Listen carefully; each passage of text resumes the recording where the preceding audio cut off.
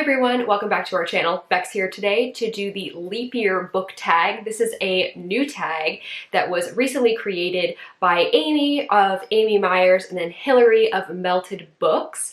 This is one of those tags that you can only do once every 4 years, so I figured I better do it now or wait until 2024. There are 8 questions, so let's get started. The first question is an extra day. What's a book that brought something a little extra?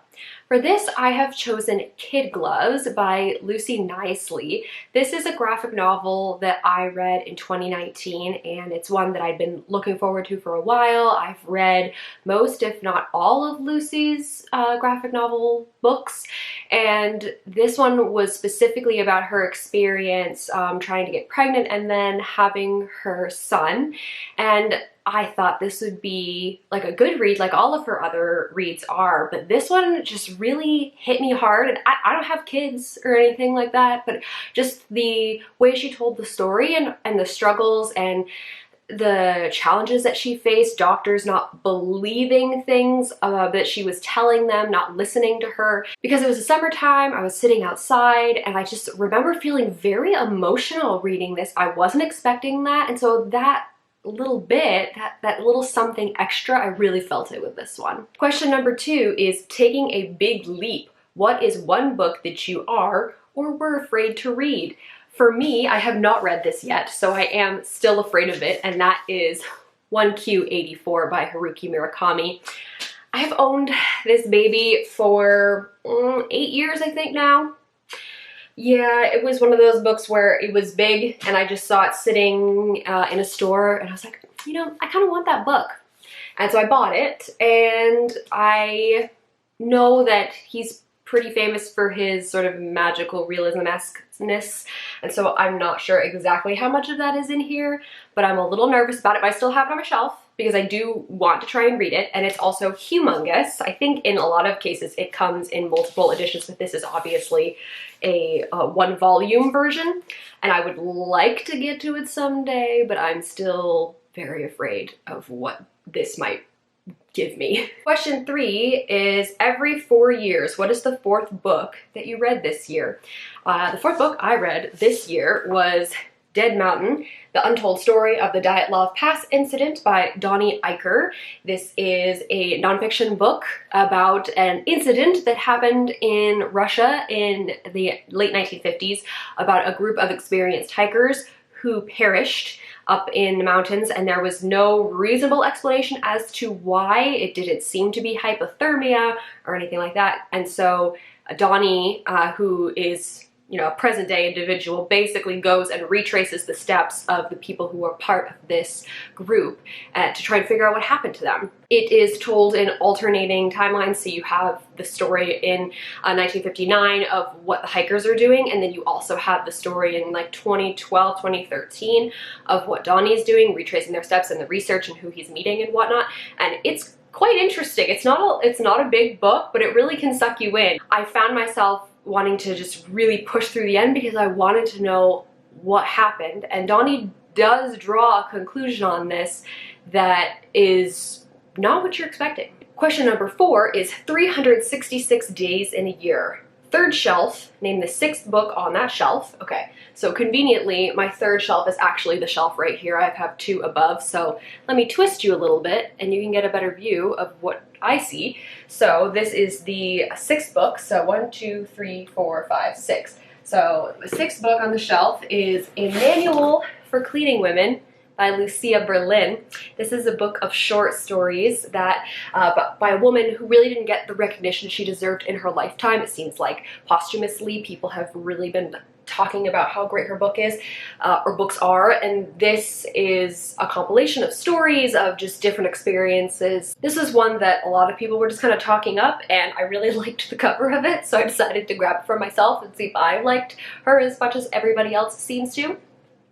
And then there is another part to this question, which is, and then name the 6th book after that, so 366. We're starting from the next book, which was Who Do You Think You Are? Yeah. 1, 2, 3, 4, 5, 6. Okay, the other Sixth book is A Brief History of Seven Killings by Marlon James. This is one that many of you will recognize because it got a lot of recognition a few years ago because it won the Man Booker Prize. And this is another book that kind of scares me. It's been on my shelf long enough that the spine has started to fade in comparison to the cover, so that's never a good sign. But this is one that I feel like it's going to be a very tough book for me to read, but I wanted to get it to push myself. And of course, ever since then, it's just been sitting on my shelf, but someday. This is a fiction book, but it kind of surrounds the death of Bob Marley, 1970s, drugs, mystery, CIA agents are involved. So it has the potential to be really awesome, but I'm also very intimidated by this as well. All right, let's come back over here for the rest of this video. Next question is number 5. Leaping ahead. Name 4 books that you want to read by the next leap year, or name something on your bookish bucket list that you want to complete by the next leap year. So in the next 4 years, I would really like to do this, and let me grab what I'm referring to so it'll be easier for you to understand. I would really like to read all of these books. This is a box set of the Chronicles of Narnia, and I have read these books. I read them in 4th grade when I was 9. I did read the entire series. I don't remember much from them other than the first few, not really The Magician's Nephew, but The Lion, the Witch, and the Wardrobe, you know, Prince Caspian, and that's mostly just because of the movies at this point as to why I remember them. So I would really like to reread this entire series and make a video or videos on it, on my experience and my thoughts. This is one of those series that kids and adults alike are just gonna pick up till the end of time. So I think a video about this would be appropriate at any point. This is this beautiful box that I actually asked for this for Christmas a few years ago, or maybe a number of years ago now. It was sitting in my childhood bedroom for a long time, and then I finally brought it with me to Canada because I want to be looking at it, so it reminds me to do this. So if that's something that would interest you, sort of videos or video series, let me know. Question number 6 is Leapfrog. Name a book on your TBR that has green on it. That's not too hard because I have a fair amount of books that have a bit of green on it, but I decided to tell you about this one, which is A Historical Tour of Walt Disney World by Andrew Kist. This is a book, I actually tried reading it a year or 2 ago during a reading challenge, and it just wasn't the right type of book for that, so I put it back down. But this is what it says, a historical tour of Walt Disney World, talking about the different parks and the different areas within those parks and sort of the historical context of where those ideas came from. And the reason I picked this book to share is because I have actually booked a trip to Walt Disney World with my sister later in 2020, so I feel like I should read this book in preparation for that trip. Question number 7 is bad luck. What bookish things do you steer clear from?